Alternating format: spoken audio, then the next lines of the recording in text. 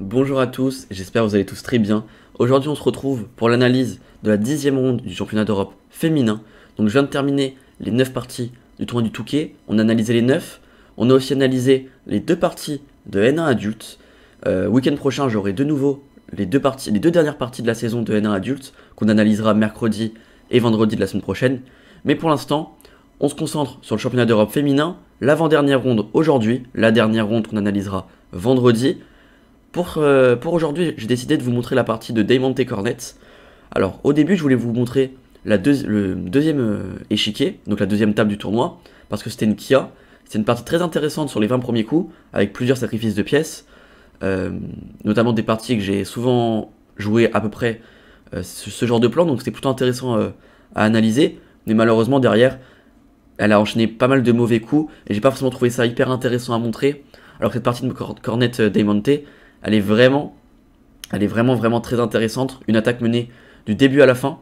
Surtout qu'elle actuellement, juste avant la ronde, elle était entre la 10 et la 20e place. Les 9 premières places sont qualificatives pour le championnat du monde féminin. Donc voilà, il reste 2 rondes. Il faut absolument qu'elle fasse au moins 1,5 sur 2. Mais peut-être que ça suffira même pas. Il faudra peut-être faire 2 sur 2. Donc ce qui est sûr, c'est que là, elle a les blancs contre une 2389. Il faut absolument gagner. Et donc on va suivre cette partie. Mais juste avant, n'hésitez pas à liker la vidéo, vous abonner si ce n'est pas encore fait, et mettre un petit commentaire en fin de vidéo. C'est parti. Donc elle a décidé de jouer E4. Son adversaire lui a répondu C5. Elle a joué cavalier F3. Son adversaire lui a répondu cavalier C6. Et elle a répondu fou B5. Elle a donc joué une Rossolimo, donc une ouverture pareille que je joue un peu en ce moment. C'est vrai qu'en ce moment je joue pas mal la Rossolimo. J'ai pas forcément un gros taux de victoire dessus. On se rappelle notamment de mes défaites contre Dumas Charles, Mac et Laurent en N1 adulte, ou alors contre Thomas Anisia à la dernière ronde du Touquet. Donc voilà, en ce moment ça m'a réussi. Pas forcément la Rossolimo. Je regarde un peu de différentes choses, peut-être pour changer, on verra. Mais ici elle a joué fou B5. Son adversaire lui a répondu G6, donc une des variantes principales. Elle a donc fait petit roc, on peut le dire la variante principale, même petit roc. Fou G7, coup logique. Et là, elle sort un peu de la théorie, parce qu'ici les coups les plus joués c'est soit on joue avec tour E1, ce que j'ai l'habitude de jouer, soit on joue avec C3 D4, une autre variante. On peut même jouer peut-être avec fou prend d'abord, même on peut jouer avec cavalier C3, ça existe. Mais elle a décidé de jouer D3.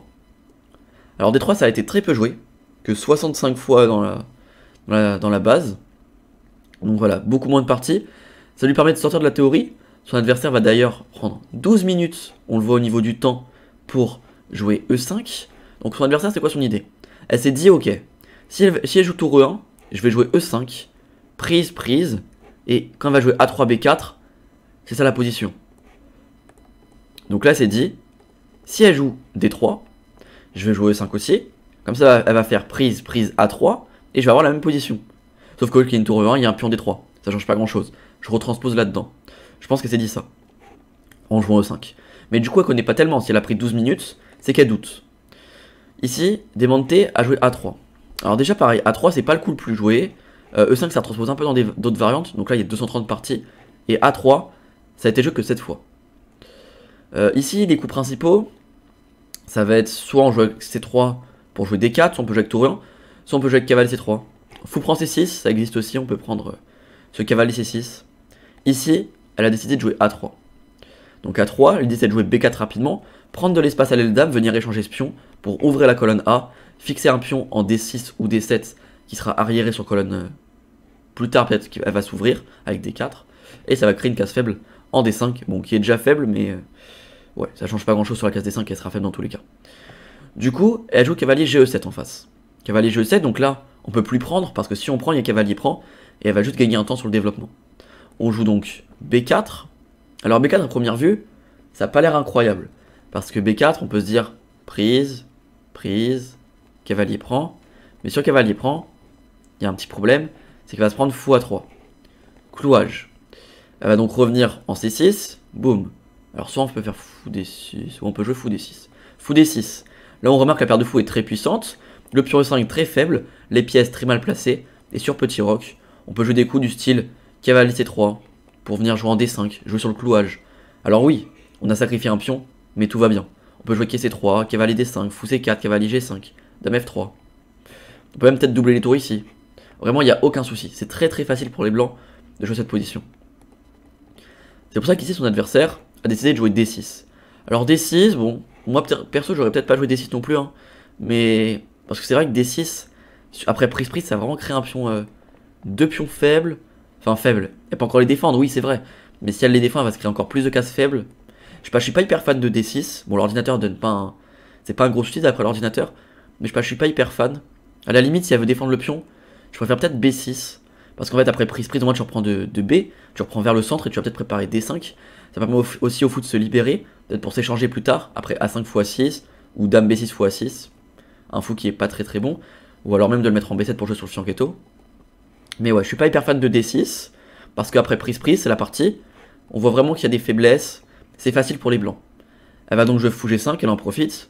Elle met le fou sur le clouage, parce qu'elle sait très bien que si elle fait cavalier C3, cavalier D5, elle est très bien. Et donc si son adversaire veut empêcher ça, elle va devoir jouer F6, et F6, ça va créer des grosses cases blanches faibles au niveau de son roi, donc c'est compliqué à jauger, est-ce que ça vaut le coup? Mais directement, elle joue F6. Pareil, elle a pris 6 minutes sur le coup, on voit que Demonte a déjà 30 secondes d'avance au niveau du temps, donc sûrement une position qu'elle connaît face à son adversaire qu'elle connaît pas, donc ça pareil c'est très bien, elle arrive à faire réfléchir son adversaire, elle est mieux niveau temps, elle est mieux sur la position, enfin c'est plus agréable pour elle. Donc là elle a clairement réussi son ouverture. Bon donc après F6, elle revient en E3. Son adversaire va lui répondre par Dame D6 pour lui défendre le pion C5 qui est attaqué. Alors ça a l'air d'être une bonne idée, mais là directement, je repère directement qu'il va y avoir cavalier D2, cavalier C4 potentiellement. La dame va peut-être bouger, ou alors cavalier C3, fou C4, cavalier D5, ou même quai C3, fou C4 pour venir ici, mais plutôt peut-être cavalier B5. La dame elle est pas si bien placée que ça en D6.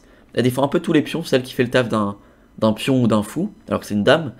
Et du coup, elle peut pas trop bouger de la partie. Si elle bouge, elle perd ce pion. En fait, elle a aucune case, elle peut pas bouger. Je suis pas hyper fan de ce coup dame D6. Encore une fois, peut-être B6. Peut-être B6 fou B7. Peut-être je suis un peu plus fan. Ou alors même... Ouais, B6. Ouais, B6. On peut jouer B6. Ça peut continuer comment? Sur cavalier D2, il va se passer des petites choses. Peut-être petit rock, il y a plus trop de problèmes pour les noirs. Peut-être faut directement jouer fou C4 pour l'empêcher de roquer. Et ensuite on ira faire quai C3, cavalier D5. Ok. Mais du coup elle a joué dame D6. Demonte a donc fait fou C4. Assez logiquement, on empêche les blancs de faire petit rock. On les laisse avec le roi mal placé au centre. Si les noirs veulent absolument roquer, ils peuvent faire fou E6. Le problème directement, c'est qu'il y a fou prend, dame prend et fou prend C5. Les noirs vont donc perdre un pion. Donc là la position est critique. Et s'ils veulent faire grand rock, imaginons fou G4 ou fou D7, suivi de grand rock, et bah les blancs vont juste à faire cavalier C3. Et sur grand rock, on peut jouer déjà cavalier B5. Et là, ça commence à souffrir. Du coup, c'est pour ça qu'elle joue B6. Donc voilà, si elle joue B6 maintenant, on peut se dire, bah en fait, autant le faire avant. Depuis tout à l'heure, en fait, ici, là, tu pouvais défendre ton pion avec B. Ici, t'as fait dame D6. Maintenant, ta dame, elle est très mal placée. Et tu vas quand même faire B6. Donc autant le faire directement, en fait. Autant faire B6 directement. Et sur fou C4, bah tu feras fou B7. T'auras la même position, mais avec plutôt un fou en B7 au lieu d'une dame en D6. Et ta dame, tu pourras peut-être plutôt la placer en C7, où elle sera mieux placée. Donc ouais, pour moi B6 c'était le coup qu'il fallait jouer avant. Maintenant tu perds un peu un temps. Donc là Demonte va faire cavalier C3. Directement, elle va menacer cavalier D5 ou cavalier B5. Cavalier B5 qui va gêner la dame. Si elle bouge quelque part n'importe où, elle peut se prendre des fouchettes en C7. Elle doit donc repartir en D8 ou bloquer son fou en D7. Donc c'est pas très beau.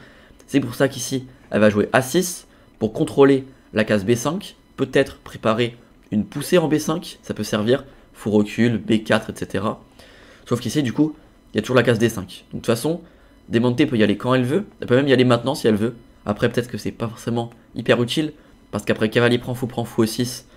Ici, elle a un avantage d'espace. Et son adversaire va réussir à lui échanger les pièces.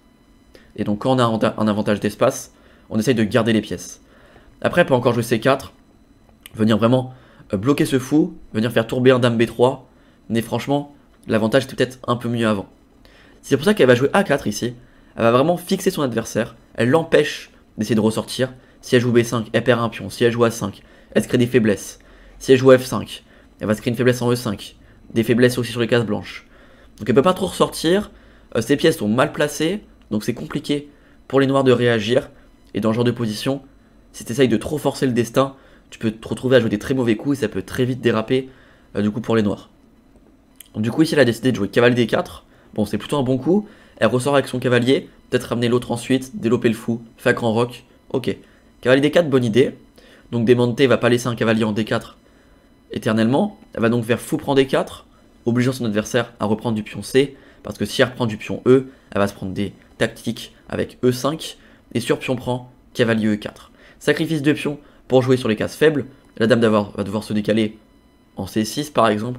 Et là on peut continuer du style cavalier FG5. Menace, cavalier F7, fou F7. Et sur tour F8, on prend ce pion. Donc l'ordi conseille par exemple fou F5. Et là on peut jouer par exemple G4 directement. Si le fou repart, il y a toujours ça. Et s'il prend, on peut même faire D prend. On va occuper la case D5 plus tard. On menace des petites tactiques. Sur grand roc, il va y avoir aussi des idées avec cavalier F7. Ou même pas obligé en fait. On peut jouer cavalier E6 aussi. Wesh, il y a plein de choses. Il y a vraiment plein de choses. Donc c'est pour ça qu'ici, elle reprend du pion E. Du pion C de son adversaire. Demonte va donc faire cavalier D5. Elle peut donc plus reculer, ça sert à rien. Son cavalier sera mal placé. Elle fait donc cavalier D5. Attention à B5, pour l'instant ça ne marche pas. Elle perd une tour, mais il faut faire attention dans le futur. C'est pour ça d'ailleurs que son adversaire va réagir avec tour B8 pour préparer B5. Alors ici on peut se dire, les noirs ont un manque d'espace, est-ce qu'ils ne peuvent pas échanger les pièces? Moi je pense pas, parce qu'ici ils vont devoir perdre un temps avec tour B8. Et après tour B8, il y a peut-être des idées avec C3 qui peuvent marcher. Menace de gagner un pion, donc pion prend forcé, et dame B3. Ici on remarque que les blancs ont toujours cet avantage d'espace, ils vont pouvoir doubler les tours. J'aime pas trop cette idée là, donc non. Bon, les noirs vont plutôt jouer tour B8, c'est une bonne idée. Préparer B5, c'est plutôt pas mal. Mais du coup en jouant tour B8, ils disent clairement, je ne ferai plus jamais grand roc. Et on remarque avec ce clouage qu'ils ne feront jamais petit roc aussi. Donc Demonte a l'information que le roi va rester en 8, ce qui veut dire qu'elle peut donc préparer une potentielle attaque sur le centre. C'est pour ça que directement elle va réagir avec C3, directement pour ouvrir le centre. Dans l'idée, encore une fois, si son adversaire prend, alors pas forcément de reprendre direct le cavalier, elle peut, mais elle n'est pas obligée. Elle peut aussi jouer dame B3, comme on l'a vu juste avant, pour vraiment placer sa dame. Le pion en fait elle pourra le reprendre un peu quand elle veut. Mais ok, elle peut aussi reprendre tout simplement le pion, et ensuite faire dame B3, tour B1, cavalier D5. Mais c'est pas obligé. Son adversaire va donc pas prendre le pion, parce que si elle prend, elle va se prendre D4, tout va s'ouvrir, le roi est au centre, c'est pas très conseillé. Elle va donc faire B5, donc elle va jouer tour B8 pour jouer B5, mais est-ce que c'est une bonne idée? Est-ce que c'est une bonne idée parce qu'on remarque quoi? On remarque qu'elle peut plus faire grand roc. On remarque qu'elle pourra plus faire petit roc non plus. En faisant B5, elle ouvre la colonne pour la tour, donc potentiellement la tour peut rentrer quelque part. Ce qui veut dire aussi que ce pion-là, il va devenir une faiblesse, un pion isolé. Si ce pion va tomber ou s'échanger, derrière, tu libères une diagonale vers ton roi. Donc franchement, B5, ça m'a vraiment l'air, ça m'a l'air d'être vraiment une grosse gaffe. Ici, il faut essayer de tenir cette position-là, avec le pion A6, le pion B6. Potentiellement, on peut venir prendre maintenant, venir tout échanger comme ça. C'est pas très joli, mais franchement, peut-être qu'il n'y a pas trop le choix. Fou F7, c'est pas une très bonne idée, parce que juste roi F7. Et là, le roi, il est bien défendu, les tours vont coulisser. Donc pas de fou F7. Ici, sur fou B7, on peut par exemple faire prise, et tour AC1. Et après, maintenant, roi E7, on peut faire tour prend C3. On va doubler les tours. Et là, on remarque que les blancs ont un petit avantage. Parce qu'il y a des pions arriérés, il y a des faiblesses. Il y a un cavalier contre un mauvais fou. Le cavalier va pouvoir venir se mettre en C4. C'est vrai que les blancs ont un pion arriéré, mais il est plutôt bien défendu. Donc ici, les blancs sont toujours mieux. Mais c'était la meilleure façon pour les noirs, peut-être d'appréhender cette potentielle finale. Mais ici, elle va jouer B5. Demonte réagit directement avec pion prend. Elle ouvre la colonne. Là, il faut calculer s'il n'y a pas des petits sacrifices qui peuvent marcher. Bon, très rapidement, on voit que ça marche pas. Elle va donc faire tour A7. Parce qu'ici, oui, le sacrifice ne fonctionne pas en faisant fou prend. Mais il fonctionne si elle prend, son adversaire prend le fou. Alors, qu'est-ce qui se passe si son adversaire prend ce fou en C4? Tout simplement, tour prend E7. Si roi D8, on fait tour prend G7. On a gagné une pièce. Si roi F8, pour défendre, on va juste faire prise. Et donc, développement du fou, par exemple. Et on peut jouer, par exemple, C5, par exemple. On va dévier la dame. Ensuite, on va faire cavalier C7. Bon, tout va bien. On a un pion de plus et on va gagner plein de matériel. Donc, tout va bien. Donc, roi F8, roi D8, pas possible. Et si elle prend, on va juste tout simplement reprendre, jouer prise, venir tout ouvrir. Elle va par exemple reprendre. Et là, on peut faire cavalier prend. On remarque que niveau matériel, on a dame pion contre tour fou, le roi en E7, bref, la partie est finie.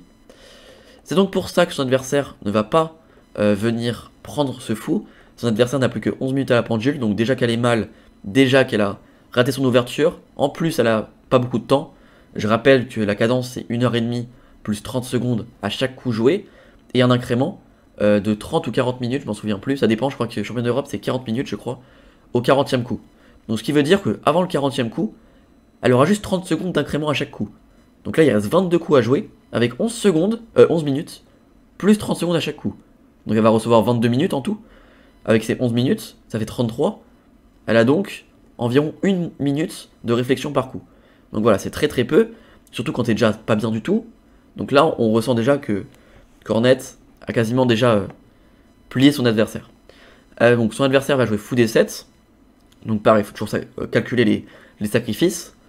Et là, bien sûr, je vous laisse mettre la vidéo en pause pour essayer de trouver le plus beau et le plus efficace gain à jouer avec les blancs. Mettez la vidéo en pause. Du coup ici, on peut se dire tout simplement peut-être cavalier C7. J'attaque, je fais un échec au roi, le roi va se décaler, je vais gagner un pion, je suis content. Parce qu'en fait, si elle reprend, je vais reprendre, et si elle fait tour prend, je vais lui mettre dame à 4. On peut se dire quelque chose comme ça. Malheureusement, ça fonctionne pas trop. Le cavalier va toujours pouvoir revenir défendre sur les échecs. Alors oui, là on menace tour là, parce que s'il revient, il perd la tour. Il peut faire par exemple dame C5. Mais bon, ok. C'est toujours largement mieux pour les blancs, mais c'est plus compliqué. Ici, le coup gagnant, c'est fou prend B5. Alors pourquoi fou prend B5? Alors encore une fois, si elle fait fou prend, on aura la même variante que tout à l'heure. La même chose, donc là c'est complètement gagnant. Si elle fait rien, elle aura juste perdu un pion et va sûrement perdre encore une pièce. Elle peut faire tour D8, mais tour D8 ça sert à rien. Elle va se prendre cavalier C7, roi F8, prise, tour A8, et perdre du matériel. Parce que roi bouge, elle va se prendre dame B3, etc. Sur tour D8, elle va se prendre prise, cavalier E6. Donc ici, elle peut pas jouer tour D8. Elle peut pas non plus faire fou prend, donc pas le choix, elle fait tour prend. Et sur tour prend, elle va donc se prendre cavalier C7, échec. Le roi doit bouger, il n'a pas beaucoup de cases, il vient donc en D8. Et Demonte va donc reprendre cette tour, son adversaire va reprendre la pièce. Niveau matériel, elle a donc une tour et un pion contre la paire de fous. Alors, techniquement, en pratique, on dit souvent, enfin, techniquement, 2 fous contre tour pion, c'est mieux pour les 2 fous. Niveau points, une tour c'est 5 points, un pion c'est 1 point, les fous c'est 3 points chacun. Ça fait donc 6-6 on peut se dire. Mais là techniquement, la paire de fous c'est beaucoup plus puissant qu'une tour avec un pion. Sauf que là, position fermée, la tour est très active, son roi est faible. Toutes les colonnes vont s'ouvrir, donc là c'est quand même beaucoup mieux pour la tour et le pion. Demonte décide donc d'ouvrir encore plus la position, elle va faire pion prend. Son adversaire ne reprend même pas le pion en fait, parce qu'elle se rend compte que si elle reprend le pion, elle va se prendre E5, pion prend, cavalier G5, c'est horrible à tenir. Dame F3 aussi pour menacer des petits mats de fer là-bas, c'est intenable, c'est horrible. Son adversaire décide donc de jouer dame B6, attaque la tour, menace peut-être le pion. Demonte pour défendre correctement sa tour et rajouter une pièce en attaque, va faire dame A1. Elle défend ce pion, elle défend sa tour et rajoute une pièce à l'attaque.